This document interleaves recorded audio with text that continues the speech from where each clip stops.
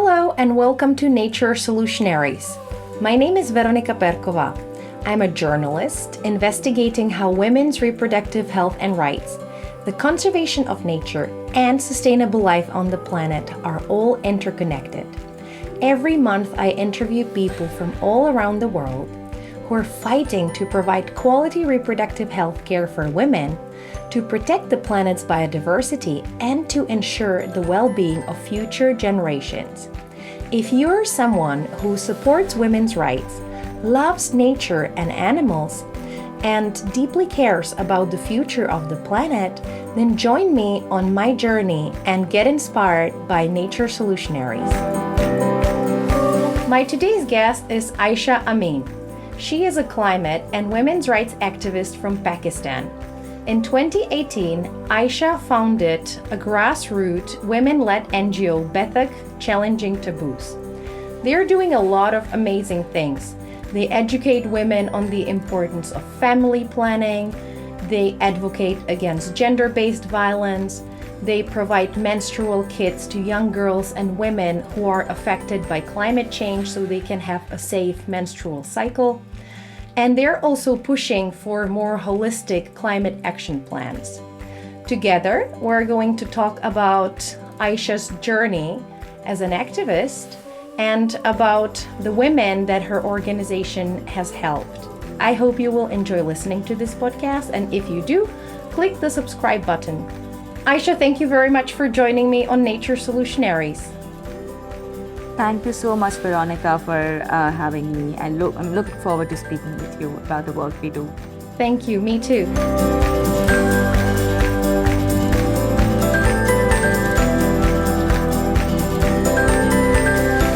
So, Ayesha, tell me, what inspired you to become an activist fighting for the rights of women? So, I started my activism journey for myself first. So I was born and raised in a very patriarchal traditional family where girls and women have a very set path for their lives. Girls and women, they're not allowed to dream beyond that path. So for example, women they're allowed to go to school or college, but after it, they are supposed to get married, raise kids, and whatever they envision is supposed to be within those parameters. You cannot dream to prioritize your career. You cannot dream to travel. You cannot dream to decide what kind of partner you want to marry, when you want to marry, who you want to marry, how many kids you want, whether or not you want kids. So a lot of my activism and the work that I do on bodily autonomy is actually inspired by my own experience of navigating those societal norms and those patriarchal norms. So after advocating for myself, now I advocate for rights of girls and women in my community, in my country, and girls and women around me. Ayesha, I know that you were resisting these social norms and pressures. Can you give us a few examples of how you resisted them? Yes, sure. So, for example, my legal name is Ayesha Mahmood, and I prefer using my name as Ayesha Amin. So, Amin is actually my family name, and growing up, I noticed that only men in my family were using the family name and not women. And the idea was that men carry the legacy of the family. So, men use the family name because they carry the legacy. That was the idea. And I found that very, very odd. So in my college, I just started telling everyone that, my name is Ayesha Amin. So this was one way of resisting that patriarchal idea that men carry the legacy of the family. Dreaming, for example, I say this every time, that to dream is to resist. So I was told that I could not dream anything beyond, the gendered role that was set out for me. And I remember everyone in my family used to tell, good girls don't say that you will travel the world. Because I used to tell my family that one day I'll just run away from the family with my passport in hand and I'll travel the world. So I used to get this a lot, that, oh no, good girls don't say that. And I was like, okay, no, but I think, it just did not make sense to me. So I continued dreaming, and this was also an act of resistance against what was set out in those societal norms. And I read that one of the things that was really life changing was your study abroad in the US. Can you tell me what you experienced there? Yes. So I went on a semester exchange program in 2013 when I was 21, 22 years old. And I still remember when I got selected, my family was not very inclined towards, letting me go because of the idea that she's too young, going to a foreign land, what will happen? Maybe it will corrupt her mind, etc. My mom was very persistent. My mom, I think at one point she put her foot down and said that whatever happens, my daughter is going to go. She is going to go and pursue this opportunity. And when I went there, I was very young. I had never traveled um, outside my city alone as well. So it was a huge jump for me. I was born and raised in a small city, and then to go to United States all on my own at the age of 21, 22. I think that changed a lot of things on how I saw the world. Because back home, I was always told that if you go out alone, it's not safe for you, or you always need to be accompanied by a male member. I was not allowed to.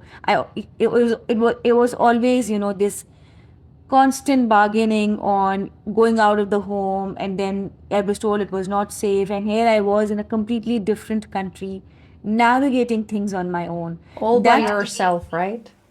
Exactly, all by myself. I think that gave me a lot of confidence that it's actually not my inability to navigate the infrastructure or systems.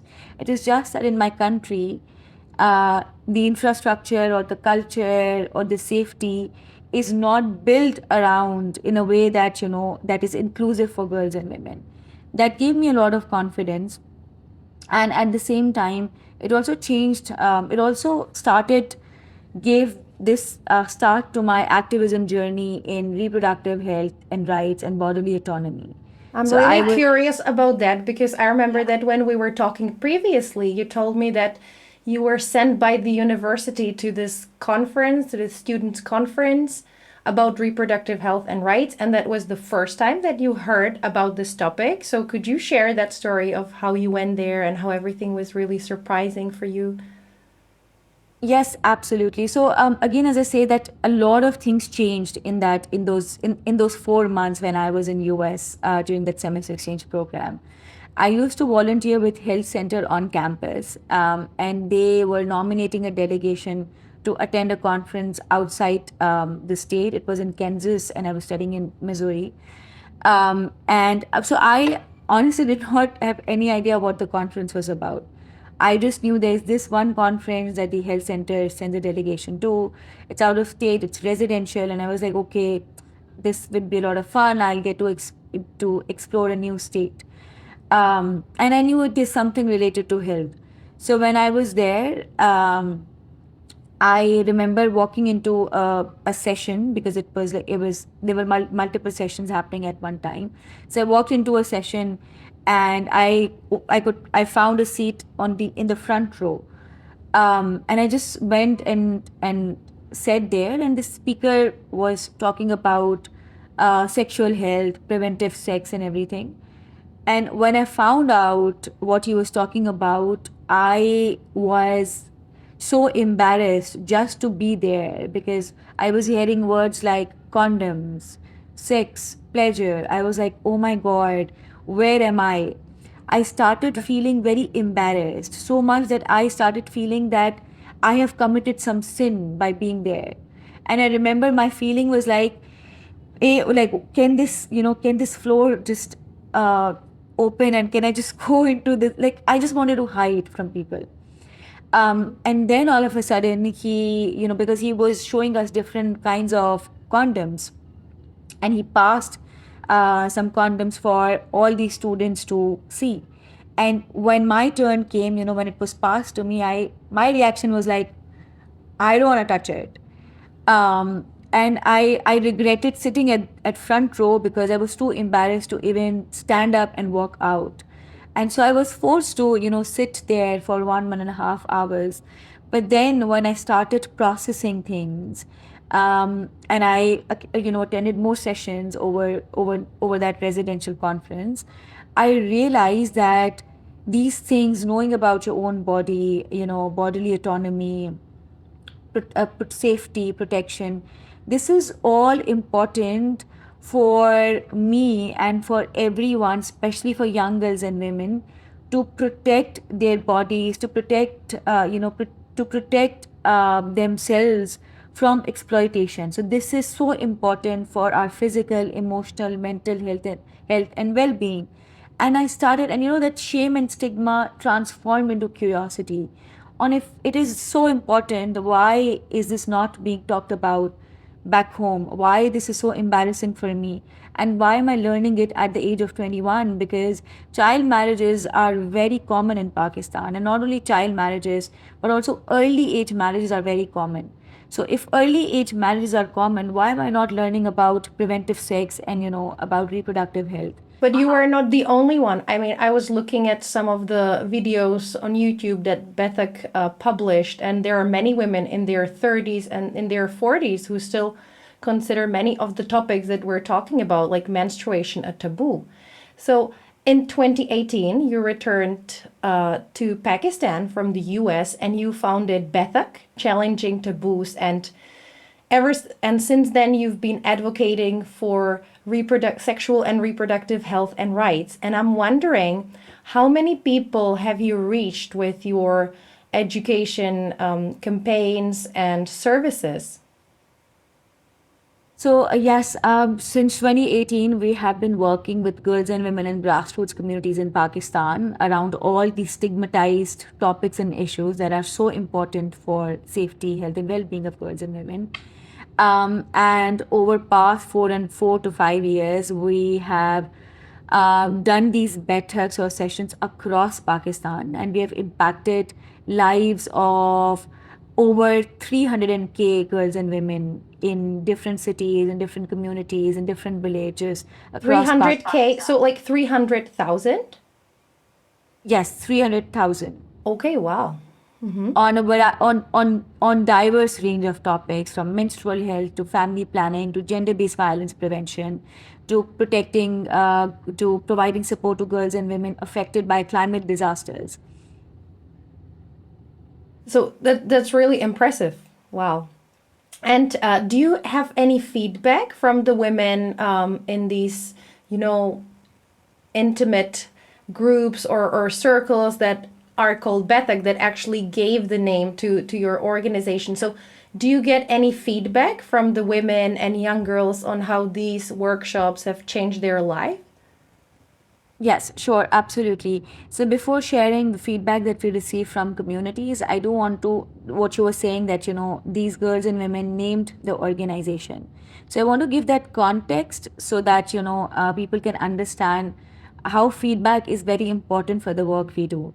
So just to give a quick context.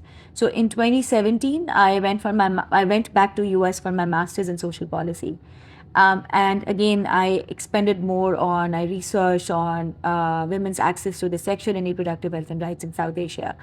When I came back, I started doing focus group discussions in my community, in periphery of of where I was born and raised, to understand needs, challenges, and lived realities of girls and women when it comes to their sexual and reproductive health and rights.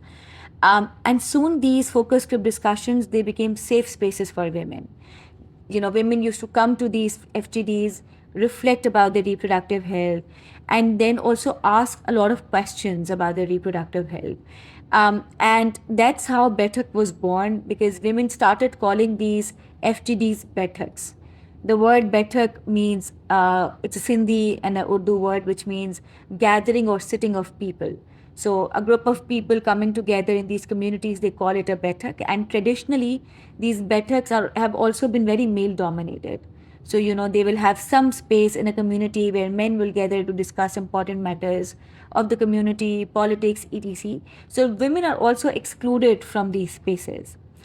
And like, because women started calling our FTDs Baithaks, we named the organization Baithak, right? Because that was the whole idea, for them to come together, sit, reflect, talk about their reproductive health in a very fun, engaging way. Because again, these issues have been so deeply stigmatized that women feel very ashamed of their bodies. They feel ashamed of menstruating.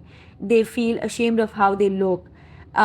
So our idea was for them to come and also learn about their bodies, but celebrate their bodies and celebrate natural processes of their bodies, and not feel ashamed about anything happening in their bodies. Of course. And this idea of these women groups is so universal. I mean, this is what happened in the past, but kind of has been eradicated, where, women would be meeting while they were, I don't know, washing clothes or cooking, and they would be talking about everything and sharing their experience. And I think that this is missing in our society. And like, even in my native country, the Czech Republic, even though it seems like many of these things are figured out, actually there is still taboo and like stigma around many things, and they're not openly talked about in the public. So I think that anywhere in the world we would benefit from having these women discussions,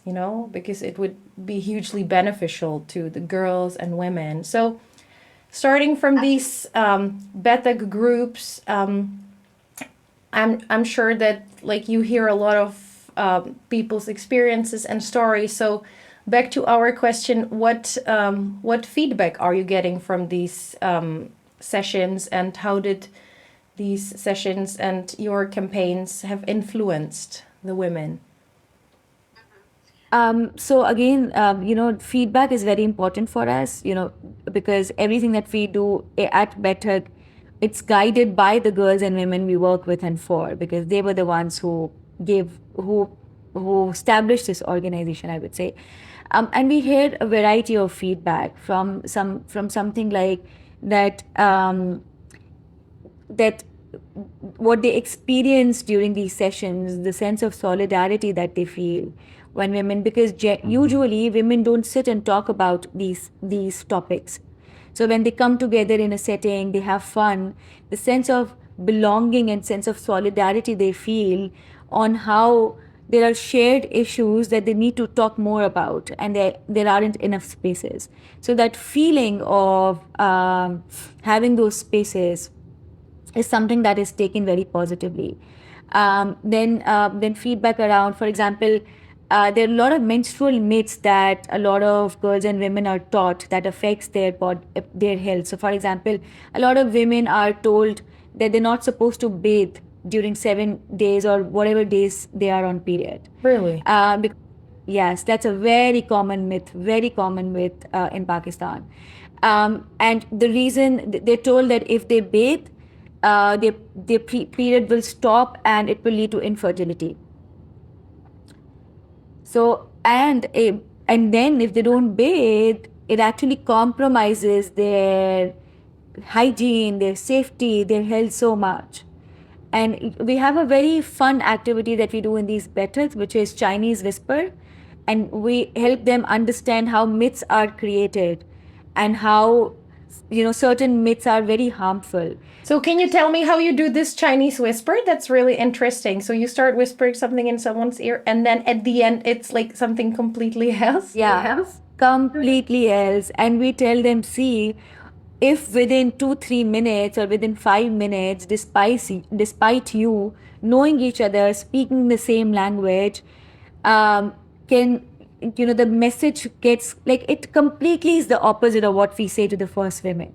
Imagine around, even when it comes to menstruation, maybe some women 100 years back told a woman that, today my period stopped, and maybe it was her last day of period, and then she said, I took a shower. And women connected it, taking a shower leads to, infertility, or if you take a shower, your periods would stop. So we help them understand how myths are generated, how they can be very harmful. So not bathing, for example, can lead to so many issues for women. There are so many other menstrual myths as well around diet. So young girls are told they cannot eat certain foods. So for example, they're told they cannot eat anything that's white. They cannot consume milk. They cannot consume fish. They cannot consume pickle. They cannot consume anything that's cold. And pretty much like there's just so many dietary restrictions. I'm sorry to cut it, but like they can't eat these things during their period or never? During their period. That's what they're told. So 7 days every month, they're told they cannot eat all of this. And imagine when a young girl, when she gets her period, she needs all sorts of diet. So those dietary restrictions lead to a lot of health issues for women and girls because they're not consuming milk, they're not consuming meat, they're not consuming anything rich in nutrients. Yeah, I mean, there are so many taboos in the world, and they are passed on from one generation to another. So it's really good to dismantle them. One thing that I really appreciate about your work is how you connect reproductive health care and climate justice. So, can you tell me, when did you realize that besides reproductive justice, you also want to focus on climate justice? Sure. So in 2022, Pakistan was hit by one of the worst climate crises in country's history. It affected around 33 million people. And of the affected people, around 8 million were actually girls and women of reproductive age. There were 650,000 women who were pregnant, and they were menstruating girls and women. There were also girls who got their first period during that displacement. And since our work is with grassroots communities, a lot of the communities that we work with were heavily affected by those floods.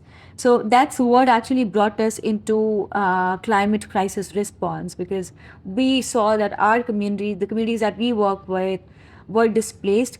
And as you know, as an organization that's been working on menstrual health, reproductive health, whenever a disaster strikes, our first question is, oh, how are girls managing their menstruation? What are pregnant women doing?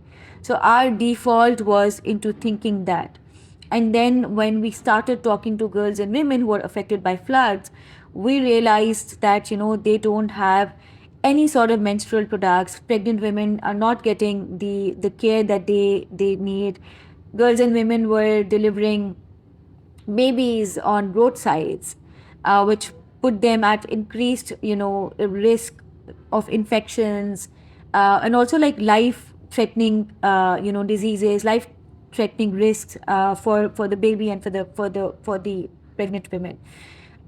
We heard from a lot of women that they had miscarried their babies because during that evacuation, right? Because they were walking for, some of them had to walk for days to reach flood camps. And how the climate crisis response set by the government was completely gender blind. It did not account for needs and lived realities of girls and women. And whenever a climate disaster, strikes, girls and women are among the vulnerable group. They do have some gender specific needs that need to be addressed, and they're not addressed. The existing gender inequalities, they exacerbate. So this is what brought us into climate justice and climate crisis response. We set up our flood response, where we provided girls and women menstrual products. We provided pregnancy kits to pregnant women. We constantly were in dialogue with the government on how they can refer pregnant women, on how they can create safe spaces for girls and women, because there were also a lot of cases of gender-based violence in these flood camps. So this is what brought us into the climate crisis response. And also, given now Pakistan is one of the most climate vulnerable countries in the world, which means that unfortunately, we are seeing a lot more floods, droughts, which is putting these girls and women at an increased risk of gender-based violence. It is putting them at risk of infections because of lack of access to wash facilities, lack of access to menstrual products, unintended pregnancies. And now we're also working in the policy advocacy spaces, where we're actually advocating for gender equitable climate crisis or disaster response in Pakistan. I will always remember how you said in one of the videos that periods don't stop because of a climate crisis.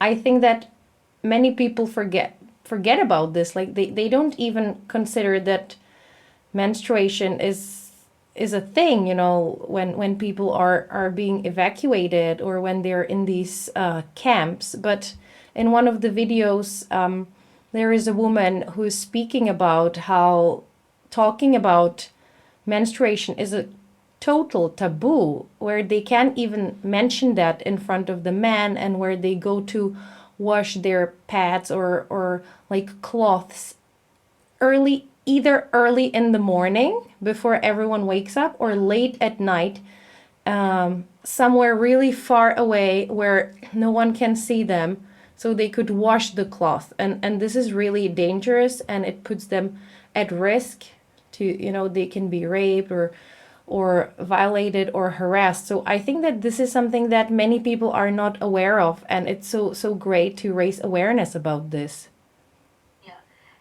No, absolutely. And Veronica, I still remember during floods when we were fundraising for menstrual products.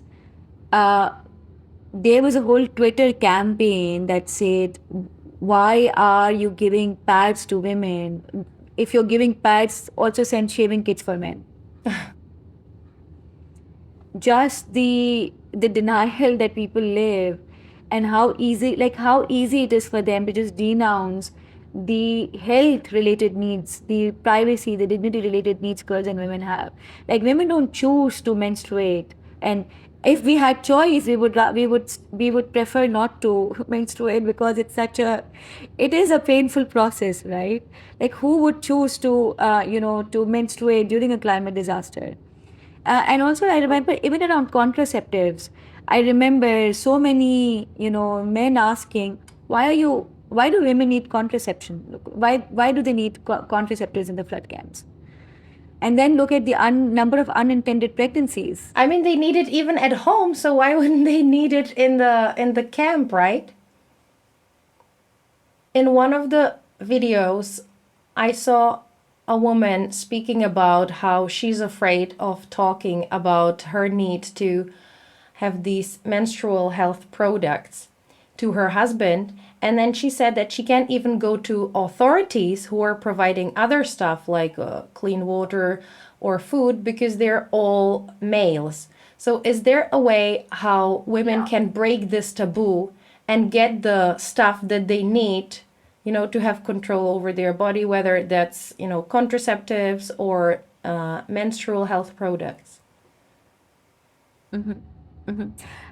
I think that's a very important question, and also a very complex question, because given that it is so stigmatized even in normal circumstances, right?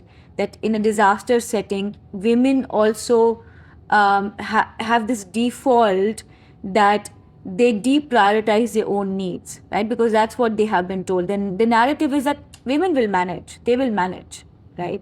So they have deprioritized their needs. It's very uncomfortable for a woman in a conservative society to go and ask for a pad. And I think something needs to be done at the policy level as well, right? We need more women in the flood response, because what we noticed was that in the government's response, all the officers were male. It's important to have female officers where women can go and speak about their needs. Even in cases of harassment, for example, a woman cannot go to a man and say that I've been harassed. It will be very uncomfortable for her to even go to a woman, right? But with men, she cannot go and report it. So I would say, for women to advocate this, I would just like to shift this burden to government and to men on how they can create those spaces for women to to be more vocal about their needs. And it's great that you're speaking about this, because I actually had this question. I wanted to ask you if you have any suggestions for policymakers with regards to climate action plans. The climate action, not only in Pakistan but across the globe, is gender blind. It does not account for the gender specific needs of girls and women. This needs to go into our policies, into disaster management authorities' action plans. we need more women in decision making. I remember, I'll just give you an example.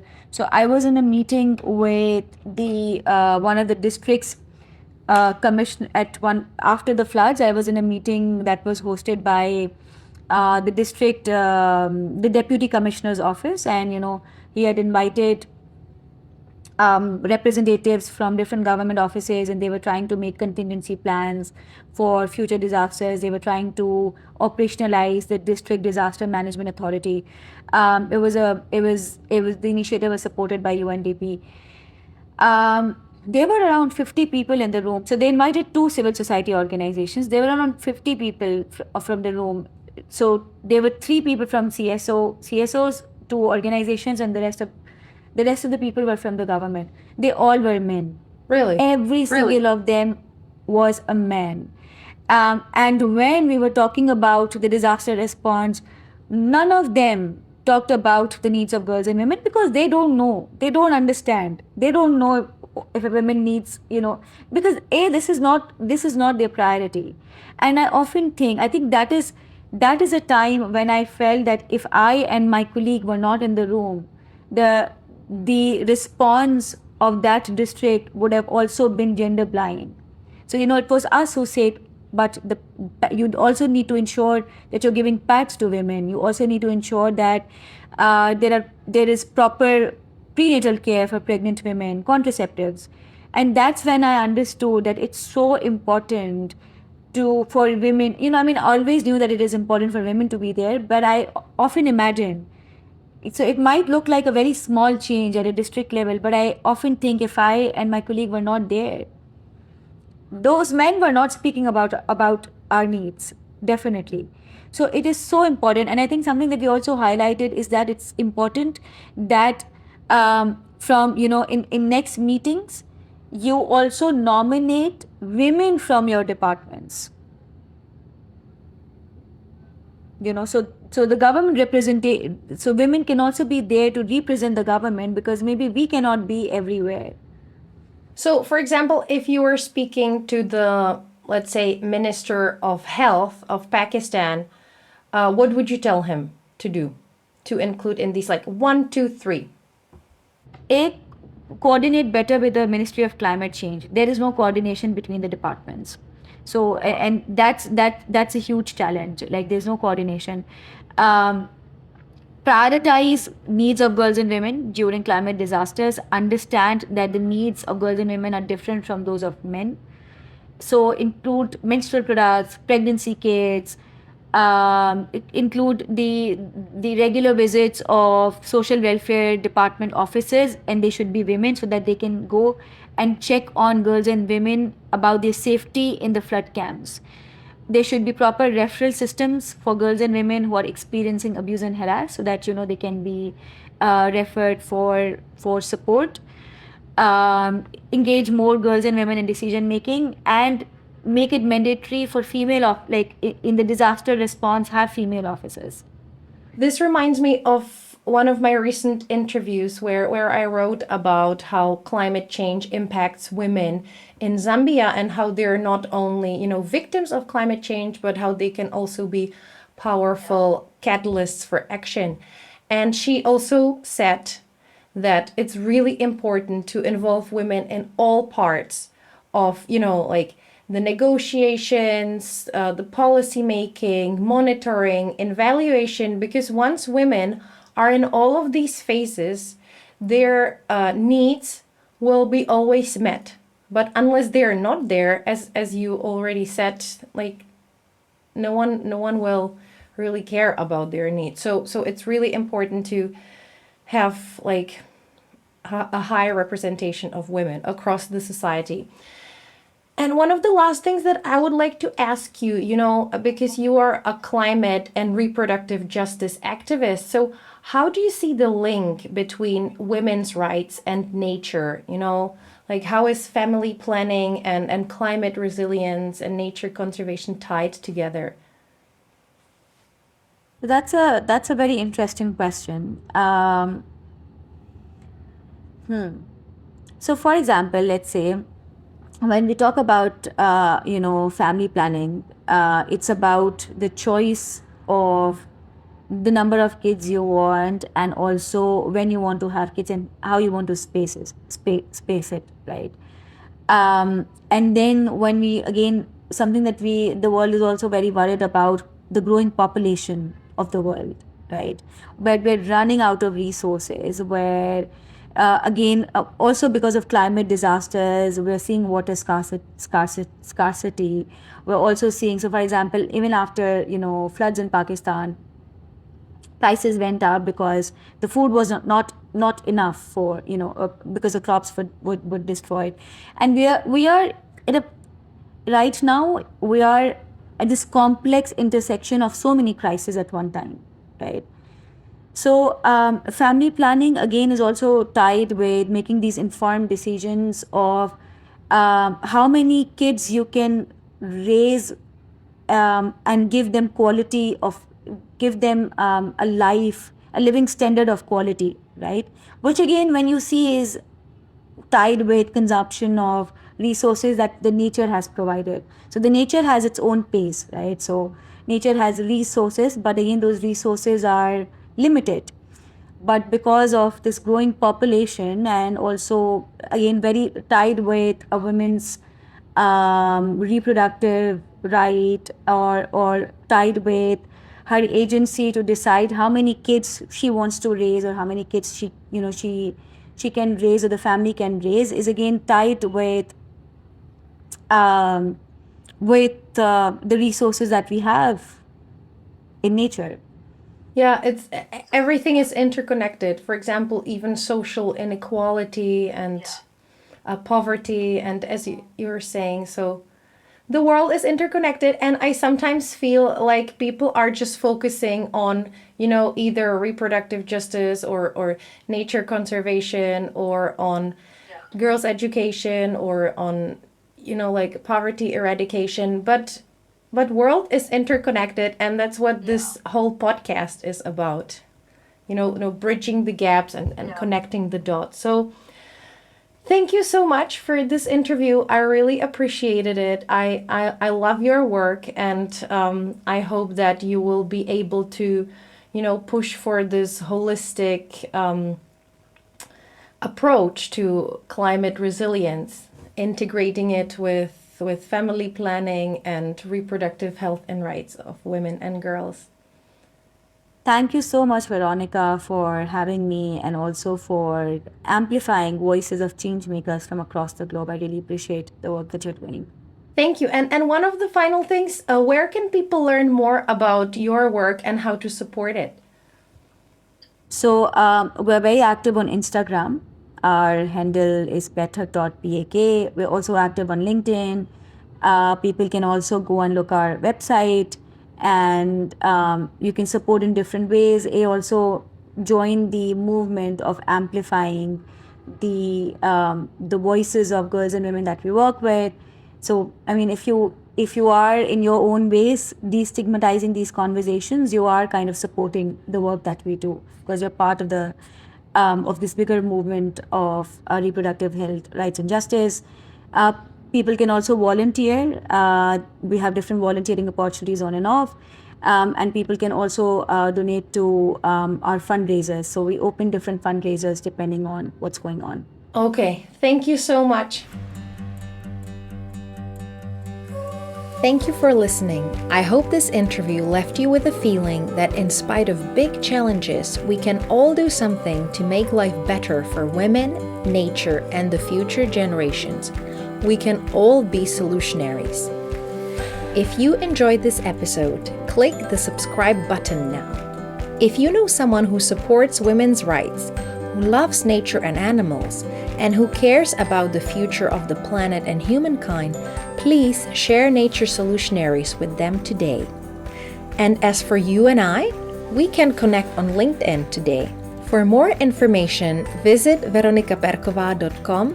I'm Veronica Perkova, and I look forward to talking to you soon.